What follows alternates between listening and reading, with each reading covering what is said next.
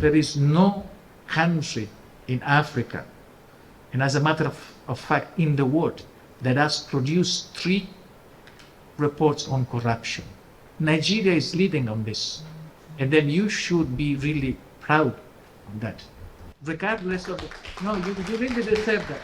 I was telling the IGP, I come from a country, a specific part of a country, which is at times, many times, be indicated as the country that invented organized crime, which is the southern part of Italy. So I do know, I'm familiar with certain dynamics also that a force like police can go through. But this is a big achievement, and I would like you to recognize that and to take pride of that. No other country has done it, no matter what. And this shows a clear commitment from the government, from NPF, to really have a serious commitment to tackle this issue and to find solutions. My father used to say, if there is no problem, there is no solution. So the first step is to recognize that there is a problem. Once we recognize there is a problem, we can work together to find solution. And again, you deserve another round of applause for that, because Nigeria is the only country that has done it. Beside that, you will see there are numbers, which at the end of the day are important for us to understand what we are doing and if we are going to the right direction, and the answer is definitely yes. There are few statistics that are really encouraging. I invite you to take a look when you have time at page 93 to 94 and 95. It's just 2 pages, but it really refers specifically to police and to something that is very close to our heart, which are the complaint response unit. I think this is a revolution here in Nigeria. In terms of logic behind and way of working on this CRUs, these are top standard sort of measures put in place by police, and then you will see that the concrete result that these are harvested. Is that enough?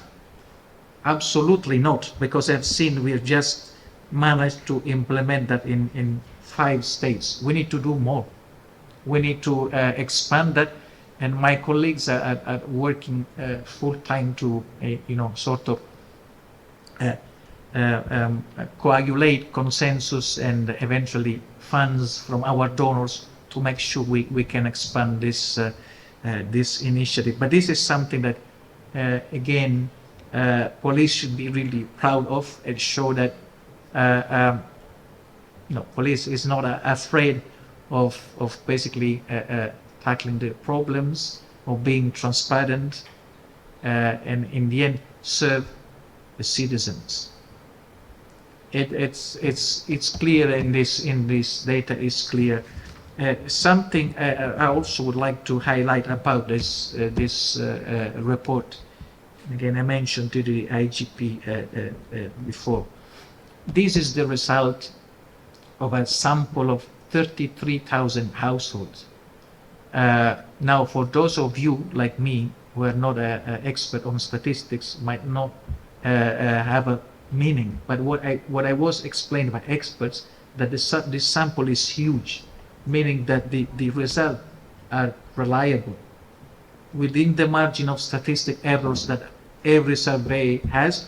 These results are reliable, and again, this goes well beyond perception, because we all know that Nigeria features very low in this corruption index report, but that index measures perceptions, and perceptions does not always reflect reality. It's very easy to say I heard there is a friend, I had a problem, and then he told me that his cousin that was living next to he heard that there was this person who had a problem. These are perceptions, but these are facts. And facts show that Nigeria is improving, unequivocally. I mean, and then at the end of this report, you will see there are a number of policy recommendations which are sort of an indication of what are the areas where we should continue working and investing. I just would like to mention 3 of them, which are very close to my heart.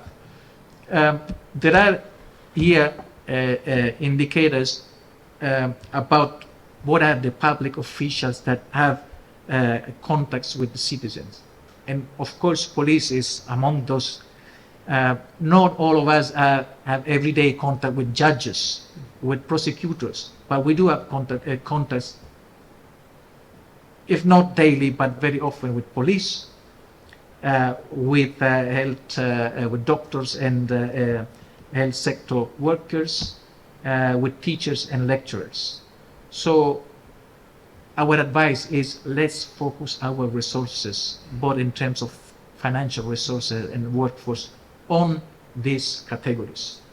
So let's make sure that we can really invest our efforts in these categories, so we don't sort of disperse our energy, but we focus on those, because those categories are those who have an impact on the common citizens, because eventually we are all to serve the citizenship, to improve Nigerians' lives.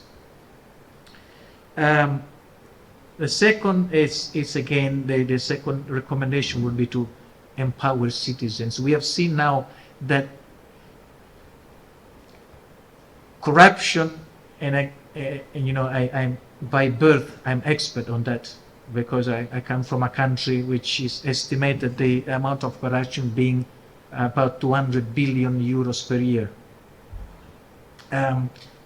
Is a matter of culture, and culture takes time to change. It's not a change we can implement overnight. It takes time, but we have seen that there is something that has changed in Nigerians' sort of attitude towards corruption, especially in the youth.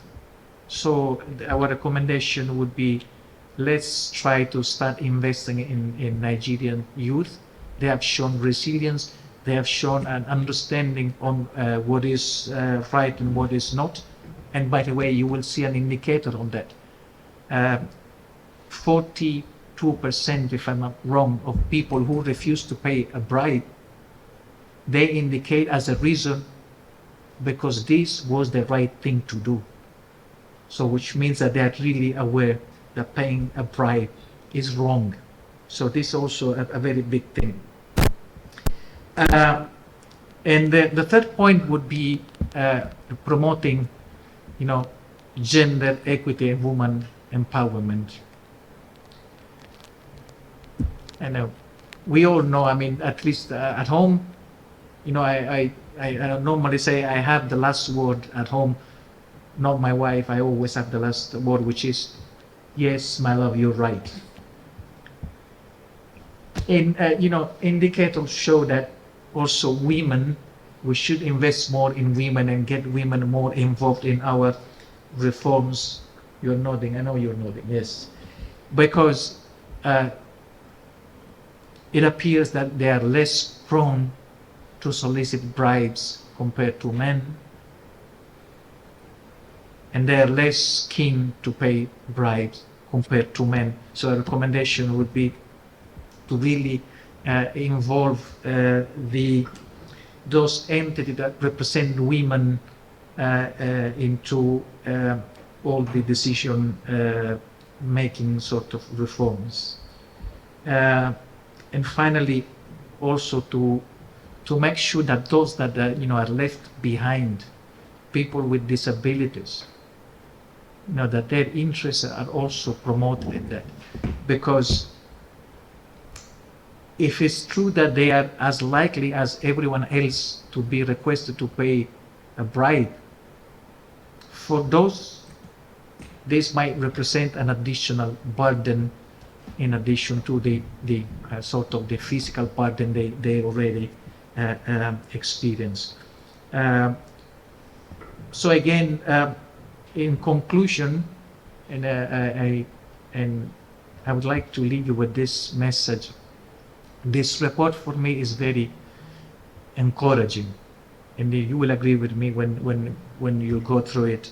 And I really hope that in a couple of years we'll be able to sort of work on a fourth report and be able to really experience and show the progress that Nigeria has made, because I'm really confident that this is the right trend.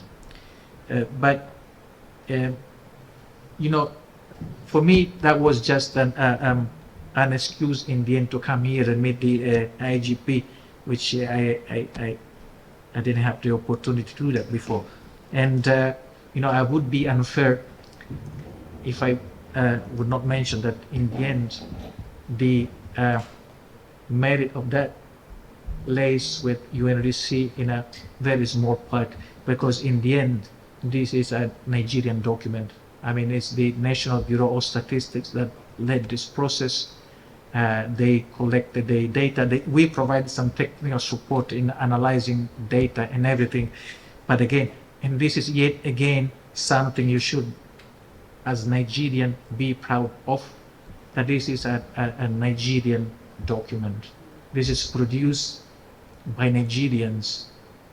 And yesterday there was a tweet by the Statistician General who rightly mentioned proudly that is the only statistic office in Africa who has gone through 3 exercises of this nature. So again, while I recognize that there are challenges and improvements, which in the end is good news. Otherwise, if everything was good, we wouldn't have a job, perhaps, right?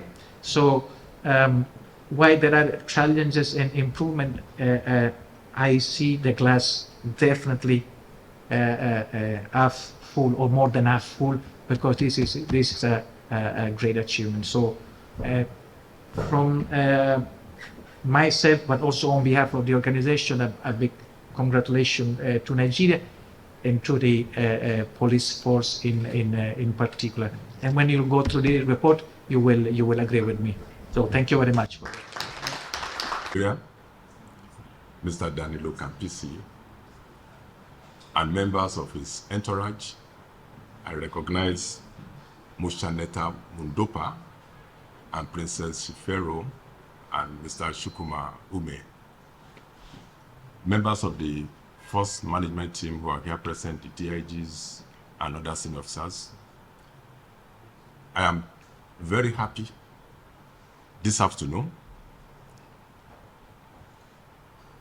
particularly for receiving the acting country representative of UNODC at the police headquarters. I want to thank you for coming, and I want to really appreciate your interest in the Nigerian police. The UNODC has been doing a lot in Nigeria over the years. We acknowledge your significant contribution to combating transnational crime in Nigeria, your contribution to the reform of the justice and security sector in Nigeria. We appreciate everything you are doing. We know that for years you have been in Nigeria conducting researches, indeed globally, and collecting data on crime globally. It gladdens my heart that you are here this afternoon to make an official presentation of your third anti-corruption report to me as Inspector General of Police. more heartwarming is the fact that Nigerian police has emerged the most improved agency in anti-corruption in the year 2024.